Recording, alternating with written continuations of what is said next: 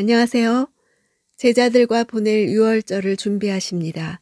오늘 본문은 누가복음 22장 1절에서 13절입니다. 1절, 유월절이라고도 하는 무교절이 다가왔습니다. 유대인들은 유월절과 무교절의 연속성으로 인해 이 둘을 한 절기로 생각했습니다. 유월절 저녁에 흠없는 양을 잡아서 그 고기를 구워 무교병과 쓴 나물을 함께 먹으면서 출애굽 상황을 재현합니다. 그 다음날 아침부터 일주일간 무교병을 먹으면서 출애굽을 기념하는 것이 무교절입니다. 2절, 대제사장들과 율법학자들은 예수를 없앨 방법을 모색하고 있었습니다. 그들은 백성들을 두려워했기 때문입니다. 대제사장들과 율법학자들은 산헤드린 공회의 구성원들입니다. 당시 유대의 최고 입법 사법기관이었던 산헤드린 공회 차원에서 예수를 제거할 계획을 가지고 있었음을 보여줍니다. 그들은 예수에게 사람들이 점점 몰려드는 것을 두려워했습니다. 사람들의 인정을 받고 싶고 자기 자리를 지키고 싶은 마음이 있다는 것을 알 수 있습니다. 그러나 예수가 없는 종교를 붙들고 있는 사람들이었습니다. 3절, 사탄이 그 12 중 하나인 가룟이라는 유다에게 들어갔습니다. 마태와 마가는 인간적 동기로서 유다가 스스로 산헤드린에 간 것처럼 묘사하고 있지만 누가는 유다의 배신의 궁극적인 원인은 사탄에게 있다는 것을 분명하게 말하고 있습니다. 유다는 그 사탄의 도구로 사용되었다고 말하고 있죠. 들어간다 하는 것은 마음에 일어나는 생각을 나타내는 단어입니다. 인간의 마음을 지배하는 사탄의 영향력을 가리킵니다.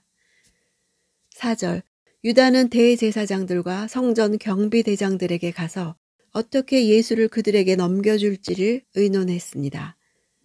성전 경비대장들은 성전을 지키는 자들입니다.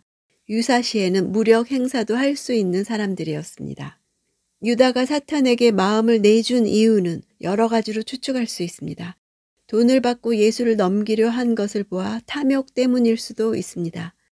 또는 열혈당원 출신으로 나라의 독립을 우선적으로 생각했던 민족주의자요 국수주의자였을 수도 있습니다.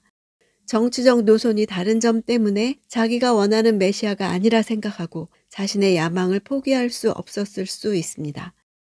내가 옳다, 예수가 틀렸다는 생각이 있었을 것입니다. 교회를 다니면서도 이렇게 예수님과 생각이 다른 채 종교 생활할 수 있습니다. 분별하는 기준은 말씀입니다.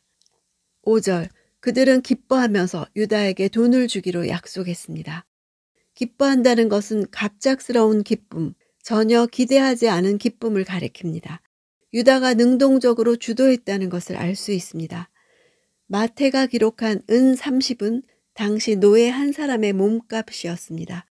예수께서 노예 한 사람의 몸값으로 팔릴 것은 스가랴서 11장 12절에 그들이 곧 은 30개를 달아서 내 품삯을 삼은지라 하고 정확히 예언된 말씀이었습니다. 7절, 유월절 양을 희생제물로 잡는 무교절이 됐습니다. 유월절 절기는 니산월 14일 저녁에 지키는 절기입니다. 유월절 양은 니산월 13일에 잡습니다. 예수께서는 유대인들이 일반적으로 유월절을 준수하는 14일보다 하루 일찍 유월절 식사를 하신 것입니다.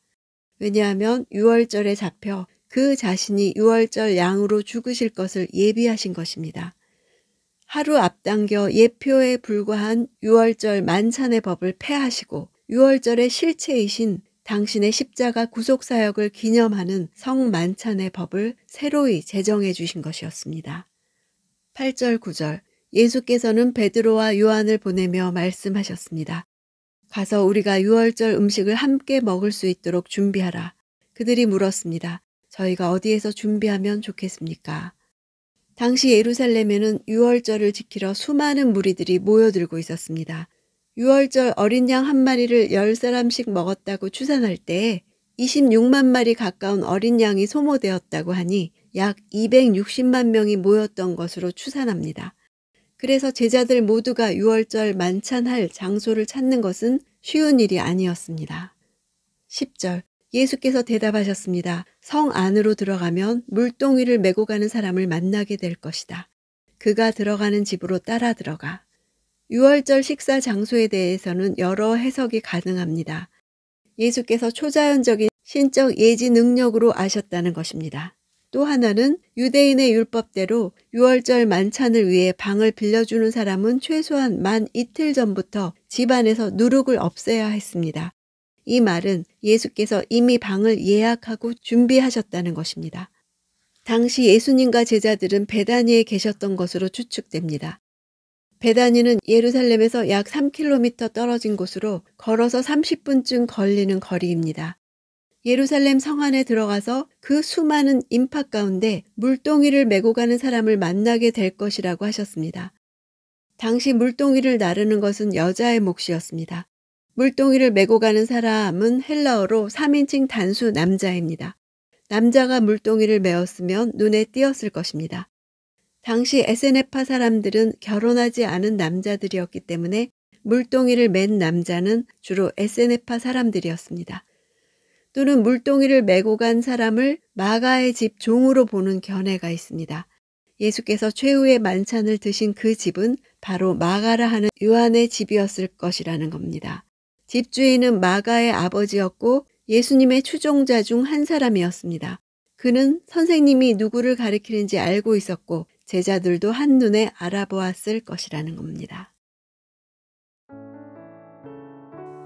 출애굽 사건에 대한 기념으로 지켜졌던 유월절 규례는 이제 그리스도의 죽으심을 통해 영적 출애굽 사건으로 승화됩니다.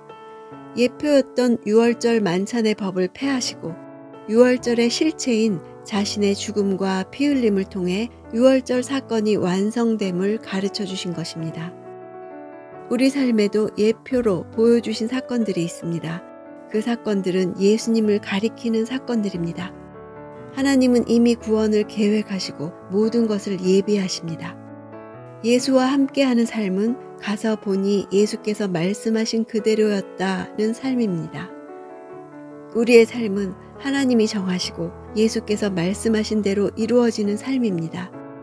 200만 인파 가운데서도 물 한 동이 들고 가는 사람을 만나는 삶입니다.